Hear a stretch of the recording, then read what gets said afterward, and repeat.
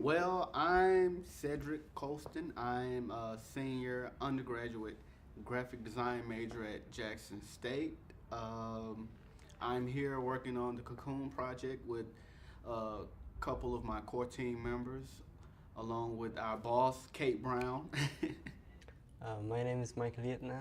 I'm originally from Addis Ababa, Ethiopia. I'm a freshman at Jackson State University. It's my third year in America. Now I'm a civil engineering major. I'm Nathan Robertson. I'm 28. I've been here since 2002. We're now 2012. Originally from Mexico, the oldest of 6 kids. And Jackson has become a home to me. Both my parents were in the military, so we moved every 2 years. I was stationed overseas in Japan for a few years. So I actually started going to school in Japan and then came to the States. So I started learning differently, and then I kind of felt myself ahead of the curve. And every time we moved, it was like, I kind of sort of know this already. Can we just place me somewhere else? I moved 10 times. So before I moved to Jackson, I lived in Tucson, Arizona. 10 times. But yeah, 10 times. So I've lived in New York. I'm from Philly. So most of my family's from Philly. I've lived in Philly longer than anywhere. I've lived there twice, technically. And I go back every summer. So that's where I'm from. I left everything. My family. Everyone I knew was there. Mississippi, I don't know anyone, really. It's just for a better future. Some sacrifice I had to make. My great-grandparents were sharecroppers down where in Tylertown, Mississippi. We still own land down there. And then my grandparents, one's from Columbus and one is from Tylertown. And so when my grandparents got married, they both moved to Tylertown together. And my dad was born in Tylertown, Mississippi.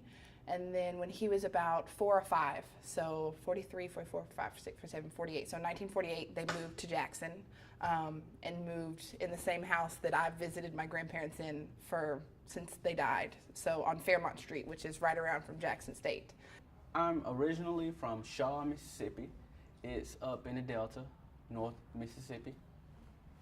And what's it like up there? Shaw, it's pretty small. Jackson is huge compared to where I'm from. A small town, not many people, very small, intimate community. Everybody knows everybody, so it's a huge difference between that and Jackson. Yeah, it took me a while to adopt Jackson as a home. You know, I came from a bigger city, and I had some freedoms of a bigger city, and then I went to a small private school, and when I came up here, I went to another private school, and then not having a big city that I could, resort for freedom, I felt a little just contained a little bit, or just not being able to develop my full potential. So yeah, I had an urge to leave Jackson. My whole thing in moving to a different university, or going to university, to me was diversity, because even though up north at my high school we were mixed, half and half, or like little blends of this and that in there. As far as playing soccer, it wasn't diverse at all. I was the only black girl that played soccer, so I just knew as far as a team, I needed some diversity. Down here, I've always had a problem. I'm either too white for the black people or too black for the white people, so I've always had this, my sister and I both have always had this weird dynamic of where do we fit in sometimes. Right now, I work at the Children's Museum, and I work with an organization called Stop Hunger Now. I'll have to leave on Saturday for a little bit to prepare for a 20,000 meal packing event on Sunday in Brandon.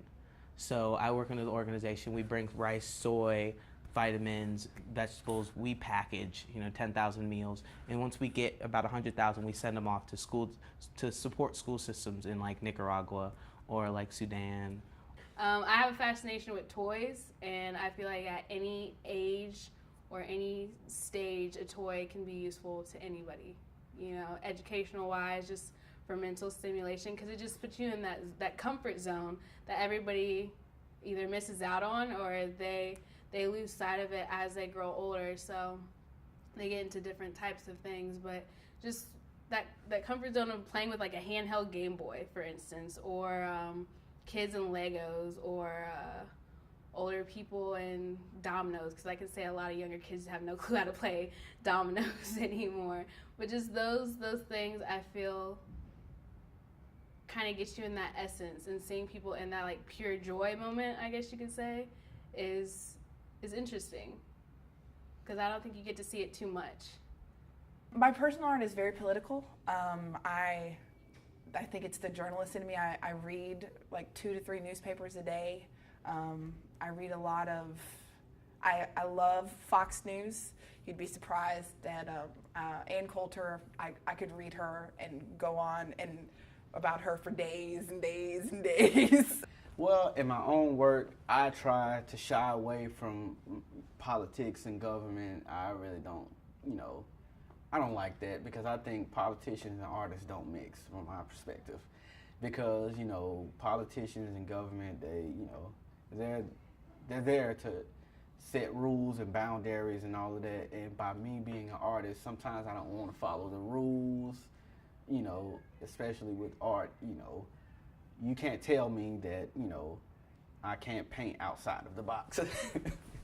Well, my work is somewhat, I guess, surreal in some ways, and I try to include the viewer, and I try to make it timeless. My images, I try to make them, not just for one specific time, but just like, I had a series called Dreamscapes, or Atmospherescapes, Dreamscapes, and that was about just that stage right between being awake and being asleep, where it's just your thoughts are just filled with atmosphere. I don't think I'm that artistic.